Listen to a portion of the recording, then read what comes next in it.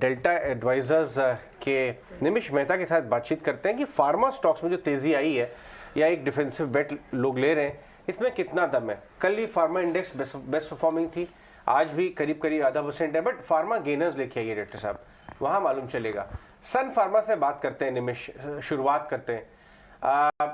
ये जो speciality chemicals और स्पेशलिटी फार्मा की तरफ इनका जो फोकस आ रहा है, क्या ये इस कंपनी को इस समय बहुत अट्रैक्टिव बना रहा है? क्योंकि ये 920 का इसके मार्केट में लेवल्स क्रॉस हो रहे हैं, ये काफी लंबे समय के बाद देखे गए हैं। रेड्डी साहब जरा चार्ट लेके आइए। पूरा इसने अपना लॉस ग्राउंड कवर कर लिया है, लोग बहुत एक्साइटेड हो रहे हैं सन फार्मा में। आप उनके बिजनेस को कैसा देख रहे हैं यहाँ पे? जी धन्यवाद। बिफोर आई आंसर, मतलब मैं एक बात जस्ट अपने अंडरस्टैंडिंग के लिए बता दूं कि फार्मा को अगर जब भी हम देखते हैं, कोई भी फार्मा कंपनीज को देखते हैं, तो हम वैल्यू चेन के हिसाब से देखते हैं कि वो कौन सी वैल्यू चेन में काम कर रहा है। क्योंकि ये नॉलेज इंटेंसिव सेक्टर है, इसीलिए वैल्यू चेन बहुत इंपॉर्टेंट होता है। और वैल्यू चेन जनरली चेंज होती रहती है जैसे जैसे सबको नॉलेज मिलता है, ऐसा है। तो उस हिसाब से अगर हम सन फार्मा की बात करें, तो आई थिंक इंडिया में, इंडियन फार्मा में वो सबसे ऊपर है वैल्यू चेन में, क्योंकि वो स्पेशलिटी फोकस्ड है।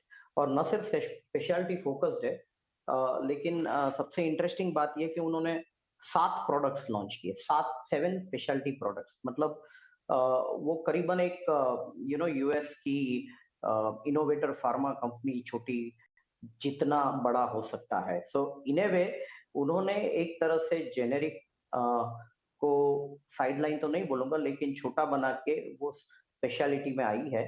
और उसपे भी उन्होंने जो प्रोडक्ट सिलेक्ट किए 2-3, उसका जो फ्लैगशिप प्रोडक्ट है टिल्ड्राकीजुमाब या इल्यूमिया, वो काफी बेहतर परफॉर्म कर रहा है और अभी भी आगे परफॉर्म करेगा, ऐसा हमारा मानना है, क्योंकि उसमें वो पूरी मार्केट में काफी स्कोप है।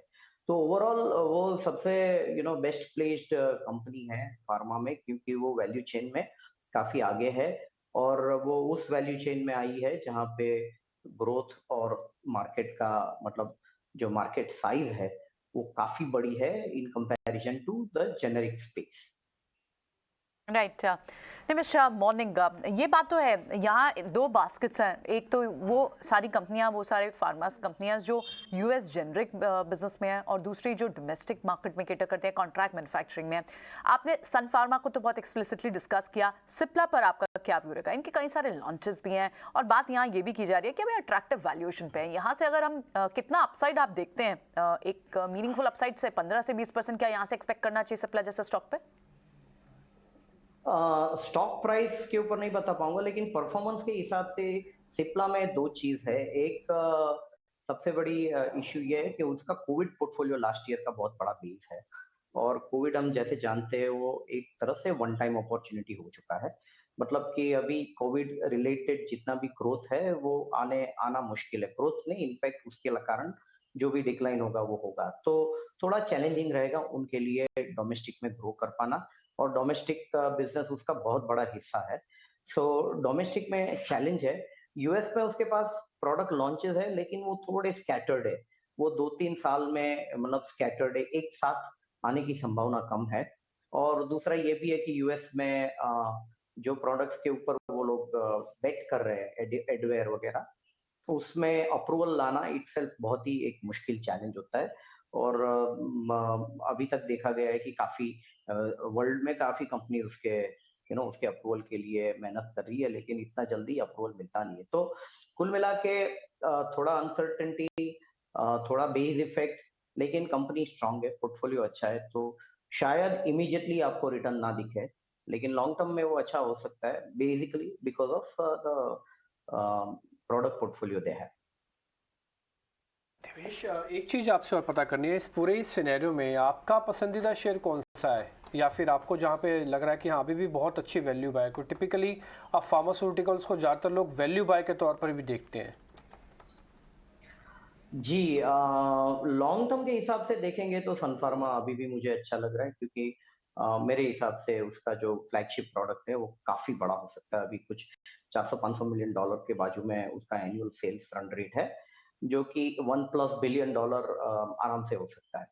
तो वो एक सबसे अट्रैक्टिव स्टॉक है। आई मीन, हालांकि करंट प्राइस पे शायद आप अगर एग्जिस्टिंग ईपीएस पे देखेंगे तो प्रॉब्ली फुल्ली प्राइस्ड भी लगेगा, लेकिन अगर आप इसका अपॉर्चुनिटी देखोगे तो मैं काफी ऑप्टिमिस्टिक हूँ परफॉर्मेंस के हिसाब से। और दूसरा जो स्टॉक या कंपनी के हिसाब से ग्रोथ प्रोस्पेक्ट के हिसाब से जो पसंद है, जो लार्ज कैप में नहीं है लेकिन वो अल्केम लेबोरेटरी है, जिसमें भी काफी स्कोप है, क्योंकि डोमेस्टिक में वो सिर्फ एंटी इन्फेक्टिव सेगमेंट में रह के इतना बड़ा हुआ है। इन अदर वर्ड्स डोमेस्टिक में वो काफी मतलब बाकी सारी सेगमेंट में जैसे कार्डियोवास्कुलर, न्यूरोलॉजी, डायबिटोलॉजी, वो जो फास्ट ग्रोइंग सेगमेंट है उसमें एंटर करके और ग्रोथ काफी ले सकता है, और उसका यूएस पोर्टफोलियो भी काफी अच्छा है। तो कुल मिला के ये दो कंपनीज में लगता है कि ग्रोथ मोमेंटम आ सकता है और कम रिस्क पे आ सकता है, मतलब डाउनसाइड रिस्क इतना ज्यादा, अर्निंग्स का डाउनसाइड रिस्क इतना ज्यादा नहीं रहेगा। जी, ठीक है। अल्केम लैब आपको पसंद आता है और सन फार्मा आपको यहाँ पसंद आता है। बहुत बहुत शुक्रिया निमिष आज समय देने के लिए। चलिए